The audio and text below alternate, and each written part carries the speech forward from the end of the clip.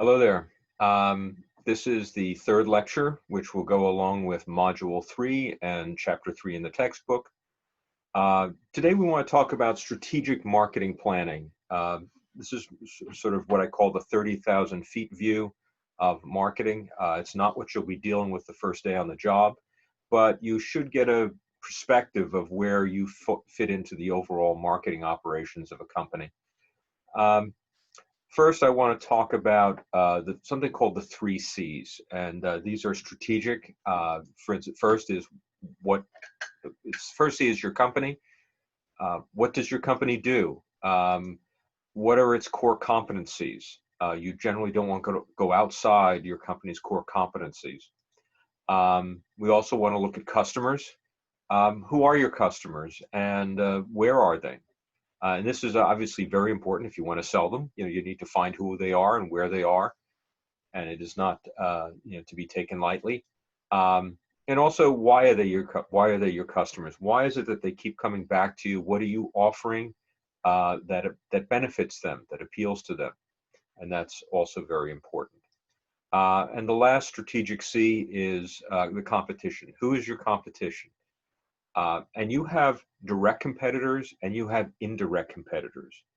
For instance, if I were to ask you who Coca-Cola's direct competitor was, I think almost all of you would say it's Pepsi. And it's true. I mean, direct competitors look alike. They offer very similar products. But there are also indirect competitors, competitors that don't really look like you. Their products fulfill the same need, but in a very different way, perhaps. And we'll talk about that. And I wanted to give you some examples of each of these. Obviously, the company.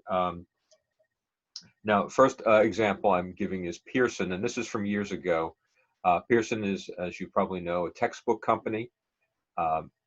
They're very good at what they do in terms of textbooks.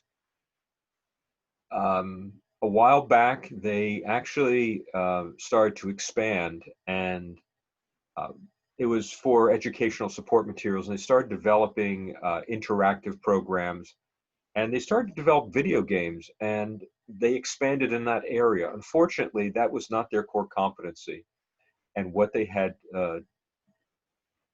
got into the sort of the video game industry, and they weren't really prepared for it. They couldn't compete with Nintendo and the other competitors, so eventually, what they did is they sold off that division. So, and they focused on what their core competency was which was generating textbooks and other educational materials. Another example, this is a personal one. I used to work for Merck. Merck's core competency is to research and develop and market ethical pharmaceuticals or prescription drugs. Merck got into a few areas. They purchased a company called Calgon, which was in the antiseptics business, as well as another company called Kelco, which created basically using kelp to make something called xanthan gum, which in turn was used as a food ingredient. It's something called an emulsifier. That's not really that important, but the point is it wasn't their business. It wasn't their core competency. Even later, when they merged with a pharmaceutical distributor called Medco, they found that didn't work.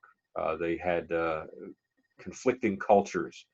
Merck was very focused on long-term growth through the development of superior products, where Medco was focused on very quick turnaround, keeping their budgets very tight.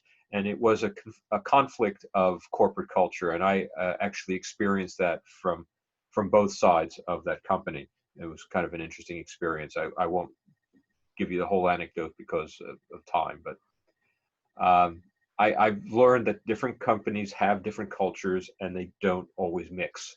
And sometimes when there's mergers, there are problems because of that.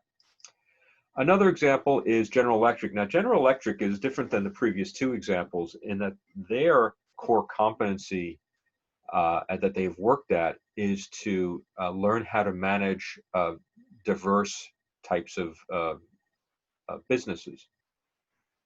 Many companies in the 20th century formed conglomerates where one company would own a movie studio and a sausage factory and some other sort of manufacturing operation, and it didn't really always work very well.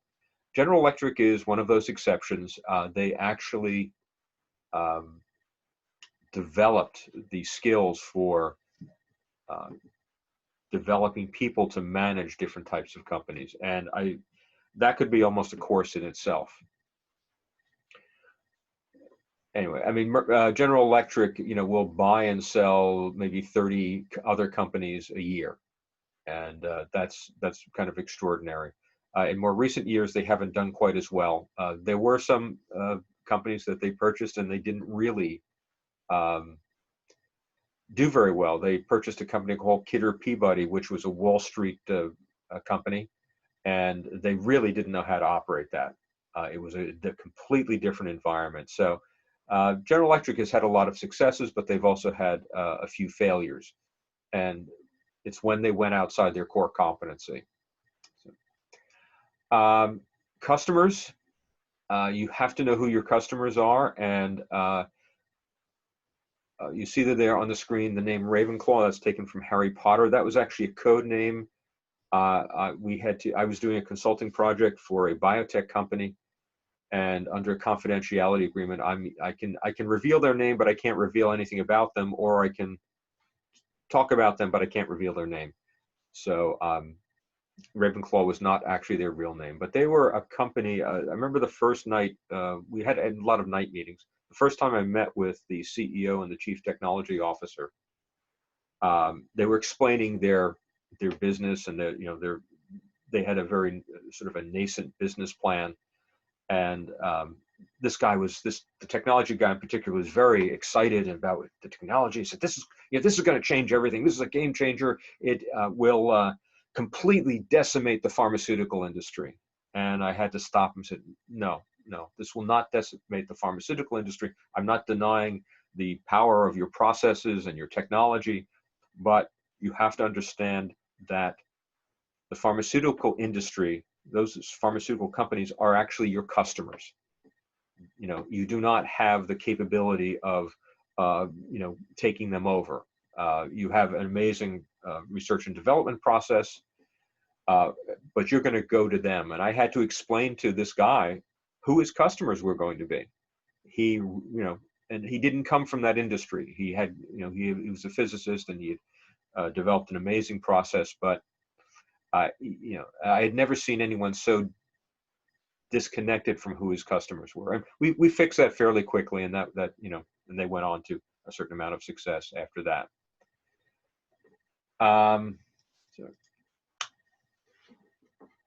Talking about competition, some of you may be familiar with the McCormick Company, a good New Jersey company. They make spices. They often have racks in the supermarket. For many years, it was kind of a sleepy company. They had a majority of the market. They just had to maintain, make sure they kept filling their the racks in the supermarket.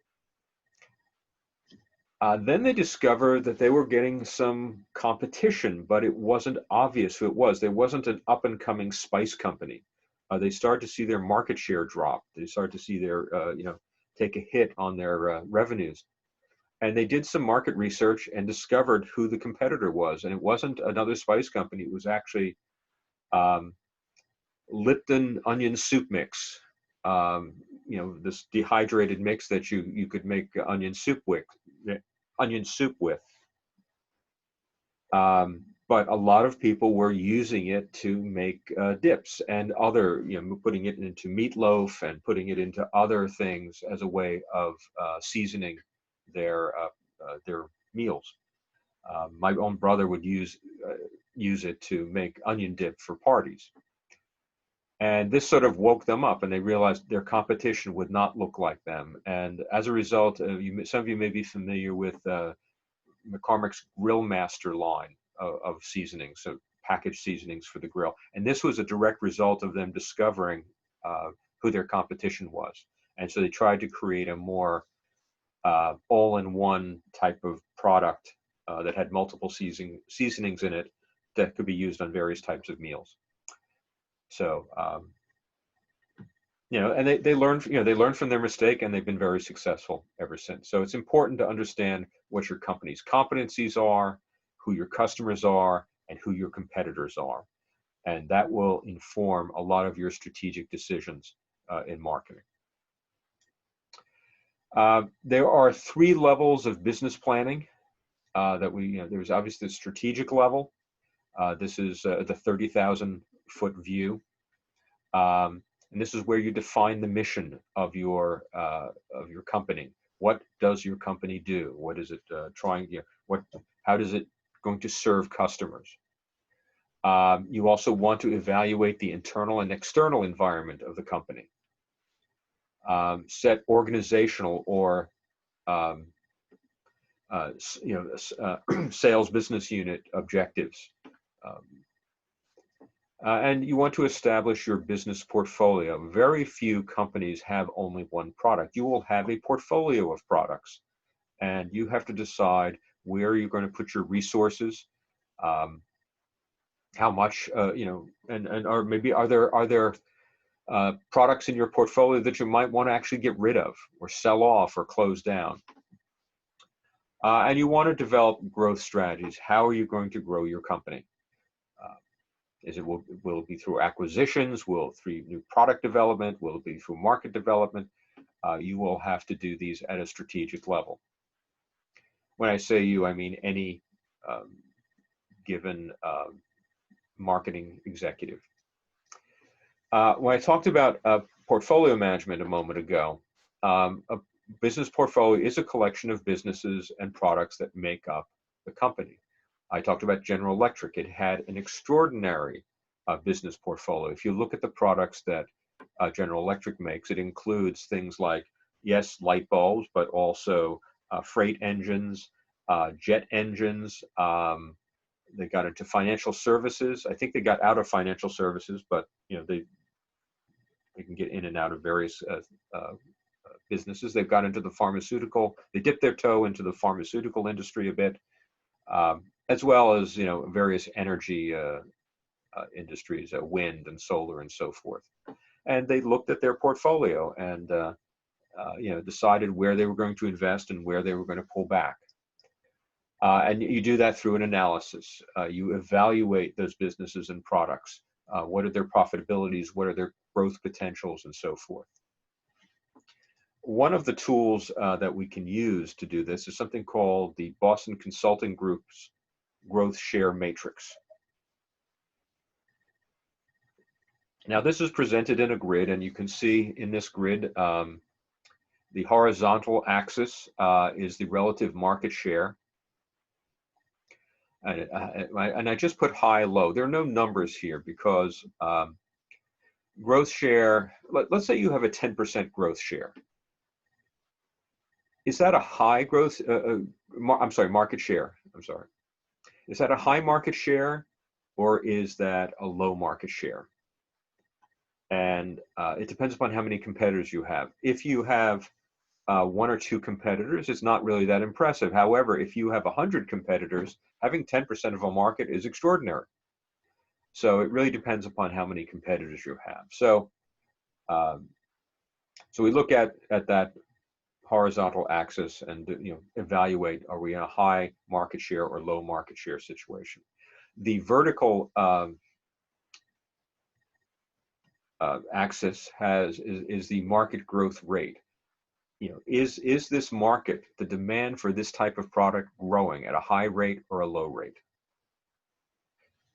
And by having this grid, we obviously have 4 quadrants, and each represents a category of product. The first we call the stars. These are the great types of products to have. They have a relatively high. Your company has a relatively high market share, and it's in a market that is growing. It's a high growth rate, a business. So that's where you want to be. You'd love to have all your products there, but that's rarely the case. If you have a portfolio of products, probably some of them are not going to be stars. Another category, one that isn't too bad to have, and that's called the cash cow. And we generally think of cash cows as being positive. However, it's not a star. It's not have a high growth rate, but there is a general strong demand for this type of product. As a result, it generates revenue, generates cash, and you can take that whatever profits or revenues that are generated, and you can reinvest them, probably in your stars. So cash cows are good to have. The next category is the question mark. And this is where you have a relatively low market share, but it's in a high growth market. It's a high growth category. And the question mark is, you don't know why it's in that situation. Is it that you've just launched? Okay, then that's understandable. And then maybe you want to invest more in it. If you're not launching, or you're not early in, or there's an obvious explanation as to why you only have a small market share, you have to evaluate whether you want to put resources behind it to push it up to maybe make it a star. And this is a question that you will have to ask, and thus we call it the question mark. The last category is the dog. It obviously low market share, and you're in a market that is not growing. So you have to evaluate this and say, is this worth giving any money to? Could you actually save this dog and push it up into a more profitable category? Or should you cut it loose? If it's not costing you very much, maybe you can leave it be, but you have to decide what you want to do with this.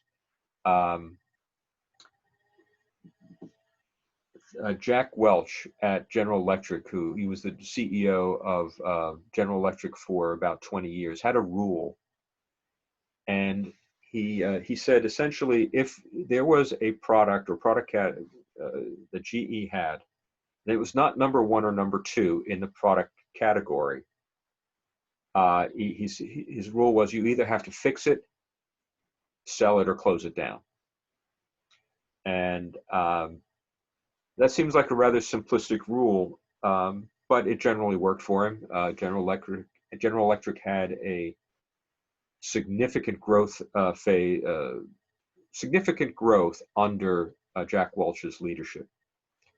And an example of this was they were in the air conditioning industry, the air conditioning business, but they weren't number one or number two. Carrier and Trane were number one and number two. And they decided, and they were very strong competitors, so it was decided that they were going to sell off their air conditioning business. General Electric was going to get rid of it. And I believe it was Carrier that purchased the GE division, the air conditioning division. And General Electric, got money for it. They had gotten rid of it. But Jack Welch decided to call the old head of the air conditioning division, who is now at Carrier, and ask how things were going on. And the response was great. They were now no longer the dog. They had good products. They were part of a company that was focused on air conditioning. And, it was the best for the people in that air conditioning division. I have actually been part of a divestiture. It's not fun. But once it's done and once it's settled, sometimes you're in a better place. Even if you're looking at products, I remember we had one product that was, it only gained us $12 million in profits a year. And that may seem like a lot, but for the size company I was at, that was actually, it was not a star. It was not a big winner. And somebody was talking about, 12 million in profits is not a bad thing. For another company, it would be the star. For us, it was, I don't know if it was quite a dog, but I think it was probably more of a question mark. But so you have to look at the productivity of the product line relative to the rest of the company. And, do you want to continue to invest in that? or do you want to invest in your stars? And a lot of this has to do with asset allocation. Okay, sorry, I have another grid for you, and this is for developing different strategies. And this is comparing first existing products and new products, and comparing and juxtaposing them against existing markets and new markets. So you have your portfolio of products, they are existing, and if you've decided that you want to focus on just selling more to your existing markets, your current customers, this would be called a market penetration strategy. Coca-Cola used this strategy. They decided they wanted to sell more Coca-Cola to people they were already selling to. And one way of doing that was expanding the number of vending machines that Coca-Cola was available in.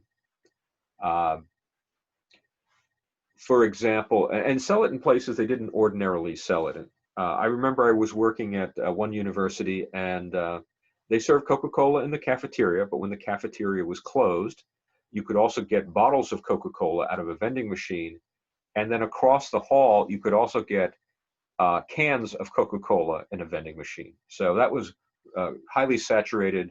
The market clearly had been penetrated there. In addition, they tried to sell Coca-Cola in places you wouldn't ordinarily think to buy Coca-Cola.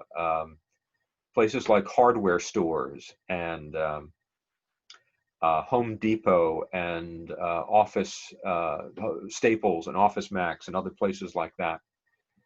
And it's been for Coca-Cola a very successful strategy. Another strategy would be market development, where you're trying to take your existing products and sell them into new markets. Now, the most obvious way, and we've talked about this previously, is to find new territories, maybe go international. And usually when we talk about market development, we're talking about a geographic expansion. However, that's not necessarily so. It might be trying to develop new target markets.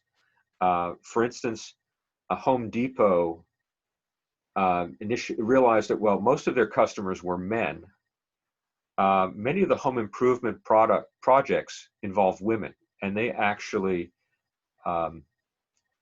decided to target a lot of their promotions towards women, seminars. They called it the Do-It-Herself program, trying to get women to do more around the house in terms of construction and restoration and other types of projects that often were considered mostly the domain of men, husbands and so forth. And that was a very successful strategy. Anheuser-Busch did a similar thing for beer. They realized 60% of the market was male, and the women who drank beer usually drank it when they were in the presence of men, like at football games and other places. So they actually Anheuser-Busch decided to actually do a campaign targeting women, showing, I remember a particular TV spot. It was a bunch of women going out on the town for the evening, sort of like very similar to Sex and the City, going out, but instead of drinking cocktails or wine, they were drinking beer. That was not quite as successful, but the strategy definitely is a market development strategy. We can also try to develop new products for our existing customers. If they already know us, we can try to find new products that they might be interested in, develop them, and sell them to them. And the last is a diversification strategy, and this is where we are creating completely new products for completely new markets. And we have to be careful about that. Again, don't go outside your core competency. Some companies have done it successfully, others not so much. So we want to be very careful with that strategy. You usually do that if one of the other three strategies are not going to work for you. Okay. I talked about the first level of business planning, strategic. The next level is functional, and this is performing a situation analysis, setting marketing objectives for specific products and product lines, Um, Developing not just the objectives, but also the strategies for how are you going to actually achieve these objectives. And then trying to implement and control that marketing plan. Make sure it's being executed properly and checking it and making adjustments later on if it needs to be corrected. One tool in doing this is something called a SWOT analysis. SWOT stands for strengths, weaknesses, opportunities, and threats. Strengths and weaknesses tend to be internal, while opportunities and threats tend to be external, although not exclusively. You can find exceptions to that, certainly. And SWOT analysis can be done alone, but I find it's generally done better in groups, sort of like a brainstorming session. Strengths are probably the easiest. Everyone likes to talk about their strengths. If you have good products, that's a strength. If your product has some advantage over competitors, obviously that's a strength. If you have a wide variety of products, that is a strength. Do you have expertise? Does your company have expertise in a certain area that maybe gives you an edge? That's always a great thing. Do you have strong customer relationships? That's a great thing too. Superior production capacity? Fantastic. Do you have perhaps a unique distribution system that your competitors don't have access to? That is also a great strength. And you obviously want to develop as many of these strengths as possible and take advantage of them wherever possible. Weaknesses, and these are a little bit harder for people to actually deal with. People to recognize your own strengths requires a certain level of honesty and frankness and a certain amount of self-confidence to admit that you have strengths personally, but also that your company does. You don't necessarily want to be seen knocking the company. And if you're going to have a SWOT analysis, anyone who participates should be made to feel like they can say anything they want, that they can speak truth to power without any possible negative ramifications. And weaknesses are actually pretty much the strengths turned on their head. You know, weak products, lack of expertise, poor customer relationships, limited production capacity, poor distribution system, and any other weaknesses that you might think the company or the product has. Here's sort of an interesting thing. Sometimes a strength in one area can actually allow or foster a strength in a different area. And I'll give you one example. I worked for one company that had a really fantastic product. It had a monopoly. There was no other product quite like it. That was great. And unfortunately, that made our sales team a little bit overconfident and actually neglecting their customer relationships. They would say things like, well, you better buy it now before the price goes up. That is not an endearing approach to a customer. You know, if somebody tells me you better buy it before the price goes up, it feels like a threat.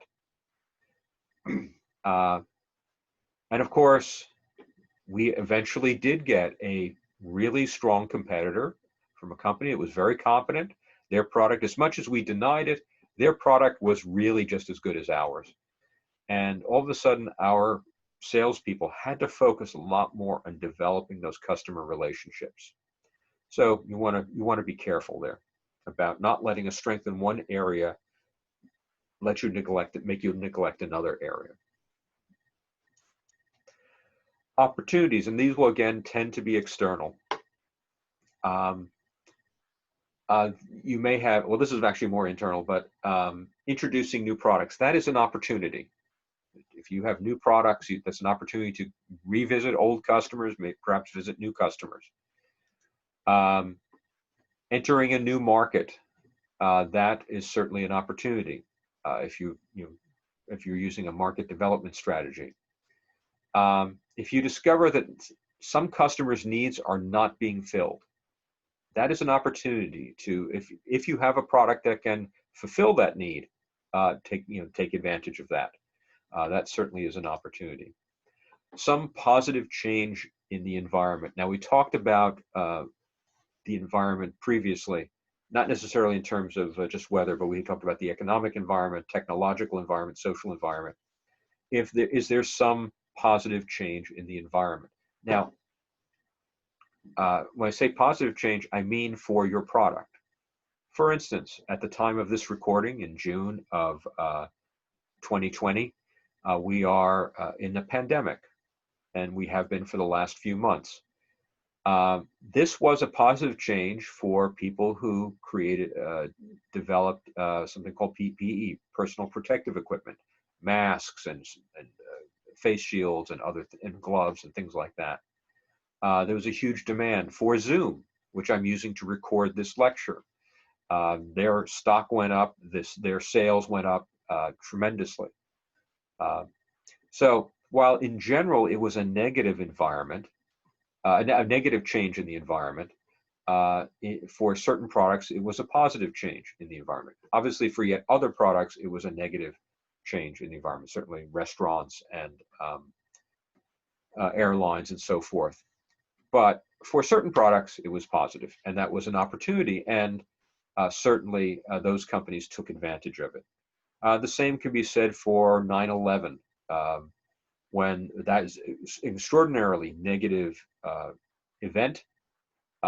However, it was positive for the security industry, because all of a sudden there was more demand for scanners and security guards and cameras and all sorts of security-related products and services. The failure of a competitor is an opportunity. Now, I don't necessarily mean that your competitor goes out of business. It's just that they fail in some way. They stumble. For example, many years ago, there was a labor strike at UPS.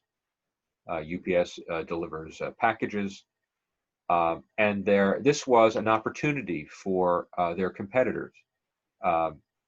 Everyone who, of the people who were customers of UPS, 90% of them went to Federal Express, and Federal Express took advantage of that, and they hired new people. They expanded their services to accommodate the new UPS, the former UPS clients. 30 days later, the strike was resolved, and 90% of the new customers at Federal Express went back to UPS. However, 10% of them stayed with Federal Express. So that was an opportunity they took advantage of. Of course, in this pandemic, Federal Express has also stepped up and took advantage of that. But that was not necessarily because of the failure of a competitor. That was, again, a change in the environment. In fact, I know of some cases, I know one case in particular where a company specifically purchased a competitor just to put them out of business because they were interfering with their business, and it wasn't a big enough company that became an antitrust issue. So, the last part of the SWOT analysis, threats, negative changes in the environment, and that's negative for your company, negative for your product. Obviously, that's a threat. Some competitor has a strong advantage over you. That's a threat. So you need to try to overcome that advantage.